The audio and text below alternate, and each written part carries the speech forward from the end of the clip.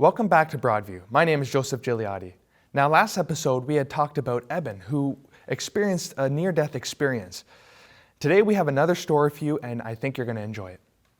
Now, our next story is even more exciting. His name is Tsuruhiko Kiuchi.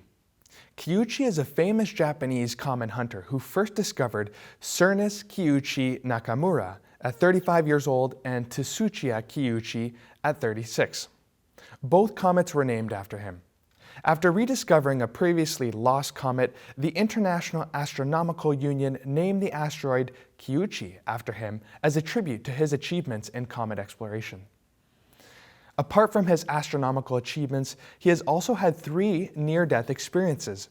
He not only saw the world after death during his near-death experiences, but also traveled through time and space. He saw the ancient past and the future, and uncovered the mystery of the birth of the universe. He thus changed from an out-and-out atheist to a strong supporter of the existence of prehistoric civilization. Let's take his first near-death experience as an example. What exactly did he experience? In 1977, at the age of 22, Kiuchi had a very rare disease, duodenal occlusion of the superior mesenteric artery. He died after being admitted to the ICU, yet suddenly came back to life 40 minutes later. He then told people about the incredible things he experienced during those 40 minutes. Like many around the world who had near-death experiences, he felt like he had come to a glowing tunnel. The portal was like a shuttle and instantly transported him to another world of unparalleled beauty where he saw 5 deceased loved ones. Then he felt himself suddenly return to his body. When he came to, he found his parents standing by the hospital bed. At this moment, he felt his heartbeat getting weaker and weaker before stopping altogether. He also realized that he wasn't breathing anymore. After he realized that, his mother, who was standing next to the bed, suddenly leaned over and said, "Ah, my son." Then she left the room in great sadness. His dad was still standing by the bed looking at him. He froze for a moment, then tried to talk to him, but his dad didn't respond. Kiuchi immediately sat up, coming eye to eye with his dad, but his dad was still staring downward. He followed his gaze and found himself still lying on the bed. At that moment, he realized that this self that was sitting up had no body. It was his soul. He had discovered that he had the senses of sight, smell, and hearing. He could hear sounds and smell the sterile water in the hospital, but had no sense of taste and no sense of touch. He couldn't touch anyone, and his body could pass through objects and walls. Kiuchi suddenly wondered where his mother had gone. Just as he was thinking of this, he was instantly transported to his mother's side, who was running downstairs to call his sisters and inform them of his death. He spoke to his mom, but she didn't respond either. He then thought of his sisters and immediately ended up by their side. His sisters were in the car rushing to the hospital. His brother-in-law was driving while the 2 sisters sat in the back. Kiuchi himself sat between his 2 sisters as they continued to talk. He could hear their whole conversation. Later, when he woke up, he confirmed that he had seen and heard his sisters, who were very surprised. As a scholar, this instantaneous teleportation made him immediately think of one thing. If teleportation was possible, then that meant that the common perceptions of time and space were no longer restrictions for him in this soul state. He thought to himself, I can time travel. He first tried to travel back to the past.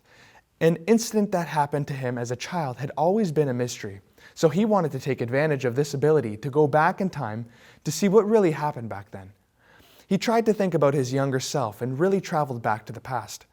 When 7 years old, Kiuchi was playing with his sister near a river that had several big rocks nearby.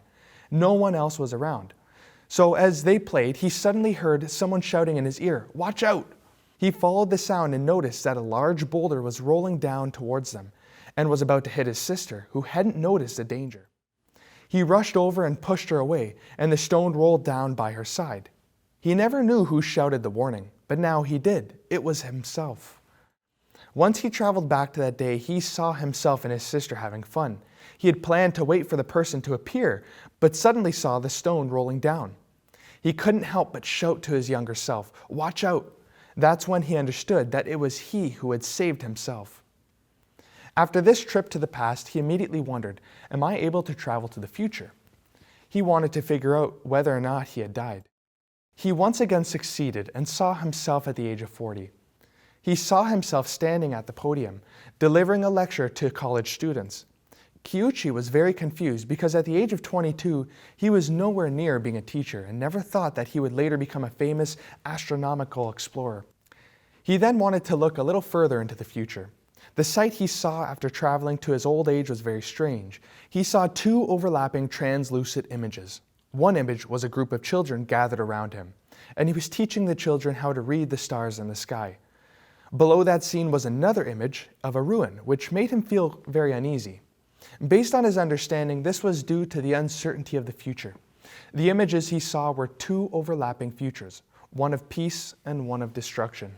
Once he confirmed that he wasn't dead yet, he decided to leave a little evidence to prove that what he had experienced was real.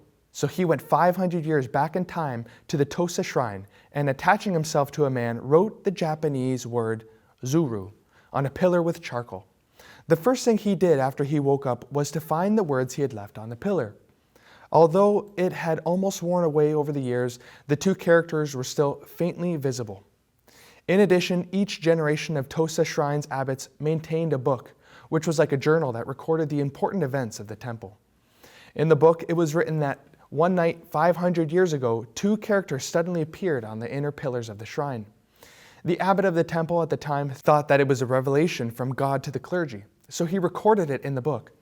People at the temple studied the characters for a long time without knowing what it meant.